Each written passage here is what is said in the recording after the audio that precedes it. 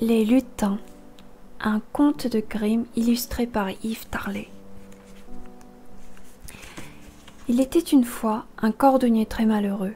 Il n'avait plus de clients et à peine de quoi manger. Il était devenu si pauvre qu'un jour, il ne lui resta plus qu'un seul petit morceau de cuir pour fabriquer une dernière paire de chaussures. Ce soir-là, il le découpa puis le laissa sur sa table. « Je les terminerai demain », se dit-il tristement, et il alla se coucher. Sa prière récitée, il s'endormit, sachant que le lendemain, il ne serait plus cordonnier. Aux premières lueurs du jour, il se rendit tristement dans son atelier, et là, quelle ne fut pas sa surprise! À la place du morceau de cuir découpé la veille, il y avait une paire de chaussures. Mais pas n'importe quelle chaussure, des chaussures parfaites. Pas une couture n'était de travers. Elles brillaient comme des diamants. Le pauvre cordonnier les admira longtemps, très longtemps. Soudain, un client entra dans son échoppe, et de nouveau, quelle ne fut pas la surprise du cordonnier. Le monsieur acheta la belle paire de souliers pour le double de son prix. Avec cet argent, le cordonnier put se procurer un morceau de cuir un peu plus grand, dans lequel il pourrait tailler 2 paires de chaussures. Le soir venu, il découpa le cuir, puis le laissa pour la nuit sur la table de l'atelier. Le lendemain, grande fut sa stupéfaction lorsqu'il découvrit 2 paires de chaussures aussi parfaites que celles de la veille.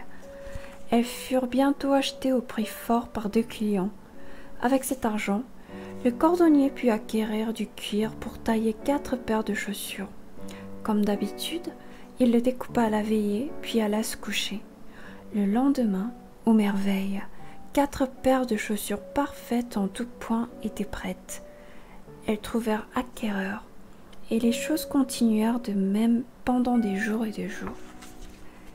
Ce qui était coupé le soir était terminé le lendemain, et dans la journée des clients fortunés trouvaient chaussures à leurs pieds. Il y avait de quoi être étonné. C'est pourquoi un soir, qui se trouvait justement être la veille de Noël, le cordonnier dit à sa femme « Et si nous restions éveillés cette nuit afin de découvrir qui vient si gentiment nous aider ?»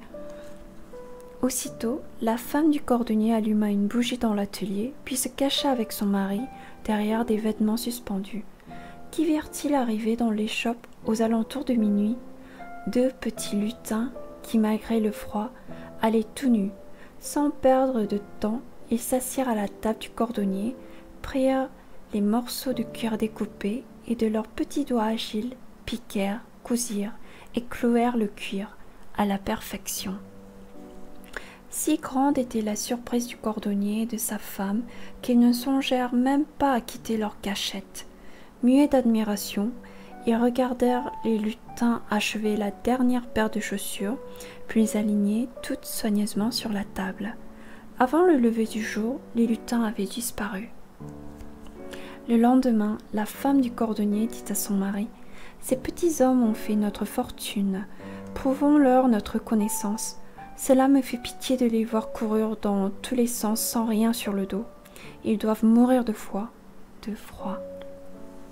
Je vais coudre pour chacun une chemise, un gilet, une veste, un pantalon et je les tricoterai des chaussettes en laine de mouton. Toi, mon mari, pourquoi ne leur ferais-tu pas une paire de chaussures ?» Le cordonnier accueillit cette idée avec enthousiasme. Toute la journée, aidé par son épouse, il travailla dur. Quand le soir arriva, leur tâche était achevée. Ils posèrent vêtements et chaussures sur la table de l'atelier, puis se dissimulèrent bien vite dans leur cachette. Ils avaient tellement envie de revoir les lutins. Un peu avant minuit, les 2 lutins tout nus arrivèrent en courant pour se mettre au travail. À la vue des jolis vêtements étalés sur la table, ils bondirent joyeusement en poussant des cris de bonheur. Au premier coup de minuit, ils enfilèrent les jolis vêtements et les mignonnes chaussures qui leur allaient à merveille. Ils dansèrent et chantèrent tout autour de la pièce, puis soudain filèrent en direction de la porte et la franchirent. Au dernier coup de minuit, ils avaient disparu dans la nuit. Plus jamais le cordonnier et son épouse ne les revirent. Mais depuis cette nuit et jusqu'à la fin de leur jour, ils vécurent très heureux. Merci à votre écoute. Au revoir et à bientôt.